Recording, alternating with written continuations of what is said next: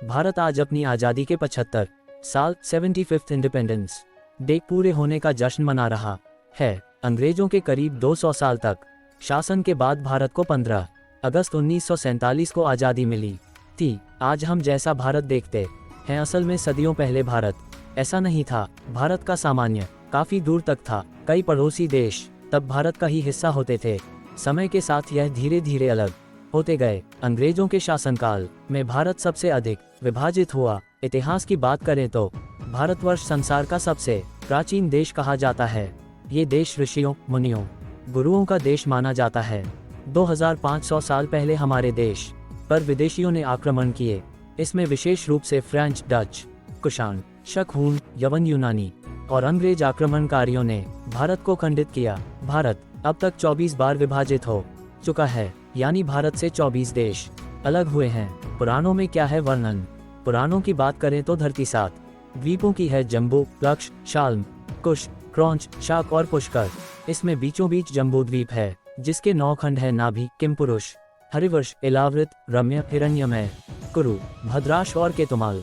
इन 9 खंडों में नाभि खंड को अजनाब खंड और बाद में भारतवर्ष बोला जाने लगा। भारतवर्ष का नाम महाराज नाभि के पुत्र ऋषभदेव थे, जिनके पुत्र चक्रवर्ती सम्राट भरत के नाम पर माना जाता है। प्राचीन काल में भारत की सीमा ईरान, अफगानिस्तान के हिंदू कुश से लेकर अरुणाचल तक और कश्मीर से लेकर श्रीलंका, म्यांमार, थाईलैंड और इंडोनेशिया तक बताई जाती है। इस तरह हुआ खंड खंड हुआ भारत, ईरान और अफगानिस्तान। एक समय ईरान और अफगानिस्तान भारत के ही हिस्सा थे। इतिहासकारों के मुताबिक ईरान पहले पारस्य देश था, जो कि आर्यों की एक शाखा ने ही स्थापित किया था।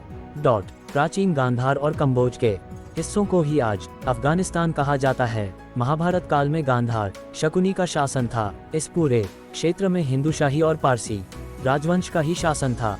7वीं सदी के बाद यहाँ पर अरब और तुर्क के मुसलमानों ने आक्रमण करना शुरू कर दिया। 870 में अरब सेनापति याकूब एलेस ने अफगानिस्तान को पूरी तरह से अपने अधिकार में कर लिया था। भारत तब जब अंग्रेजों ने कब्जा किया तब भी अफगानिस्तान भारत का ही हिस्सा था। ब्रिटिश काल में 1834 में अफगानिस्तान को एक बफर स्टेट बनाया और 18 अगस्त 1919 को इससे भारत से अलग कर दिया गया। नेपाल, पड़ोसी देश नेपाल का भारत से खास रिश्ता रहा है।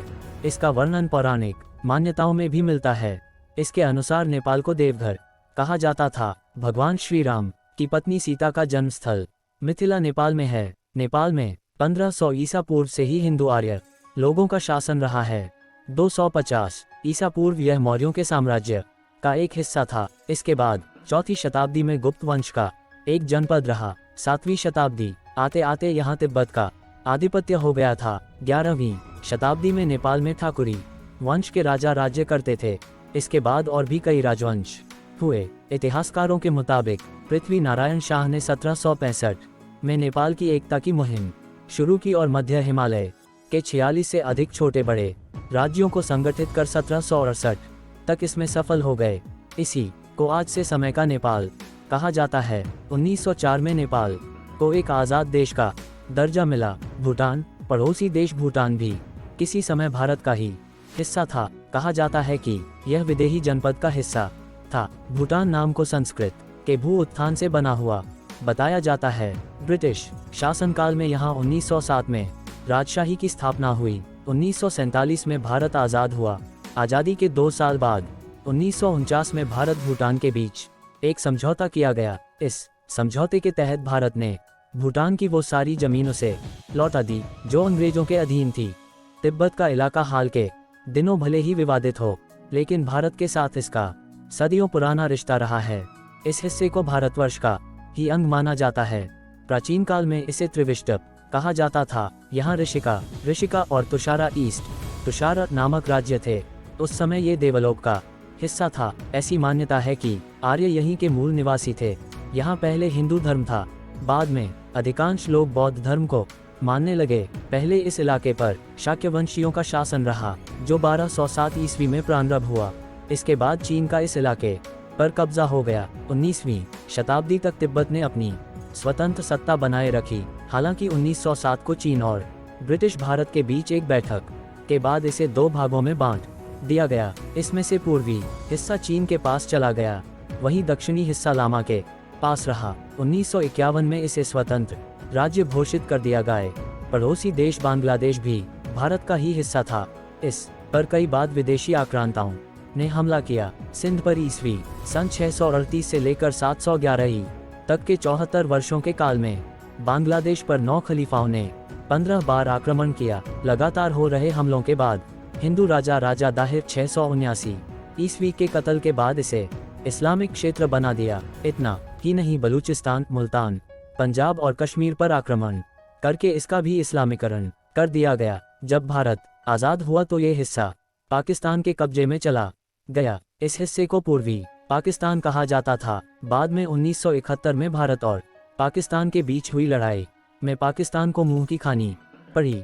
26 मार्च 1971 में पूर्वी पाकिस्तान को पश्चिमी पाकिस्तान के अलग कर नया देश बांग्लादेश बना दिया गया। म्यांमार भारत के पड़ोसी देश म्यांमार को बर्मा के नाम से भी जाना जाता है। इसे पहले ब्रह्मदेश कहा जाता था। अशोक के काल में म्यांमार बौद्ध धर्म और संस्कृति का पूर्वी केंद्र बन गया था। हालांकि जैसे जैसे भारत में ब्रिटिश साम्राज्य का शासन बढ़ता गया तो ये भी 1886 में पूरा देश ब्रिटिश भारतीय साम्राज्य के अंतर्गत आ गया। किंतु ब्रिटिशों ने 1935 के भारतीय शासन विधान के अंतर्गत म्यांमार को भारत से अलग कर दिया। हालांकि भारत से इस देश के साथ आज भी बेहतर रिश्ते हैं। मलेशिया दरअसल भारत के मलय प्रायद्वीप के अंतर्गत आता था। मलय में 4 बड़े देश आते थे जिनमें मलेशिया, थाईलैंड, इंडोनेशिया, वियतनाम और कंबोडिया आते थे। अंग्रेज मलेशिया को भारत का हिस्सा नहीं मानते थे।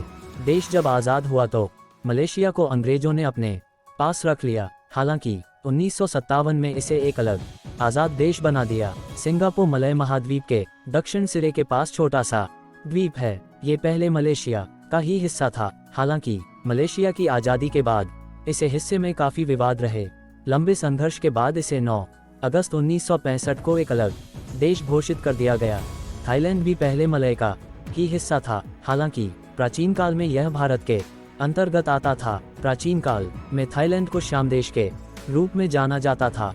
सन 1238 में सुखोथाई राज्य की स्थापना हुई जिसे पहला बौद्ध थाई राज्य माना जाता है। इसके बाद 1782 में बैंकॉक में चक्री राजवंश की स्थापना हुई जिसे आधुनिक थाईलैंड का आरंभ माना जाता है। यूरोपीय देशों के साथ इसकी लंबी लड़ाई चली। 1992 में हुए सत्तापलट में थाईलैंड एक नया संवैधानिक राजतंत्र घोषित कर दिया गया। श्रीलंका रामायण काल में इस देश का नाम रावण से जुड़ा है। श्रीलंका तब भारतवर्ष का ही हिस्सा होता था। एक मान्यता के अनुसार ईसा पूर्व 5076 साल पहले भगवान राम ने रावण का संहार कर श्रीलंका को भारतवर्ष का एक जनपद बना दिया था। हालांकि इसके बाद कई और वर्णन सामने आते हैं। अशोक के काल में श्रीलंका सनातन धर्म से बौद्ध धर्मी बना। इस क्षेत्र कभी भारत के चोल और पांड्य जनपद के अंतर्गत भी आता था। ब्रिटिश शासनकाल में अंग्रेजों ने 1818 में इसे अपने पूर्ण अधिकार में ले लिया। हालांकि द्वितीय विश्व युद्ध के बाद 4 फरवरी 1948 को श्रीलंका को भारत से अलग करके एक आज़ाद देश बना दिया गया। इंडोनेशिया की खास बात यह है कि यहाँ मुस्लिमों की आबादी सबसे ज़्यादा है। लेकिन इसी के एक द्वीप बाली के लोग आज भी हिंदू धर्म का पालन करते हैं। कहा जाता है कि रामायण काल के बाली का यहाँ शासन रहा है। इंडोनेशिया में 7वीं 8वीं सदी तक पूरी तरह हिंदू वैदिक संस्कृति ही विद्यमान थी। इसके बाद यहाँ बौद्ध धर्म प्रचलन में रहा जो कि 13वीं सदी तक विद्यमान था। इस देश में श्रीविजय राजवंश, शैलेंद्र राजवंश, संजय राजवंश, माताराम राजवंश, केदिरी राजवंश, सिंगश्री मजापहित साम्राज्य का शासन रहा। इसके बाद धीरे धीरे इंडोनेशिया पर अरब के व्यापारियों ने आना जाना शुरू किया जिसके बाद यहाँ इस्लाम तेजी से फैसने लगा। ये देश पहले डच के उपनिवेशवाद का हिस्सा रहा है। 350 साल के शासन के बाद 17 अगस्त 1945 को इंडोनेशिया को नीदरलैंड से आज़ादी मिल गई। कंबोडिया कम ही लोग जाने होंगे कि कंबोडिया में भी भारत का ही एक उपनिवेश था। प्राचीन काल के कंबोज देश को पहले कंपुचिया और बाद में कंबोडिया कहा जाने लगा। इस देश की स्थापना एक ब्राह्मण ने की थी। ऐसी मान्यता है कि प्रथम शताब्दी में कौंडिन्य नामक एक ब्राह्मण ने हिंद चीन में हिंदू राज्य की स्थापना की थी। कंबोडिया को 1953 में फ्रांस से आज़ादी मिली। वियतनाम को पहले चंपा के नाम से जाना जाता था। यहाँ रहने वाले लोग चाम कहलाते थे। हालांकि समय से साथ ही इन लोगों की संख्या भी कम होती चली गई। वर्तमान में चाम लोग वियतनाम और कंबोडिया के सबसे बड़े अल्पसंख्यक हैं। यहाँ रहने वाले लोग शैव होते थे। हालांकि बाद में मुस्लिमों का शासन हुआ तो चाम भी मुस्लिम हो गए। 1825 में चंपा के महान हिंदू राज्य का अंत हुआ। बाद में इस हिस्से पर फ्रांस का उपनिवेश हो गया।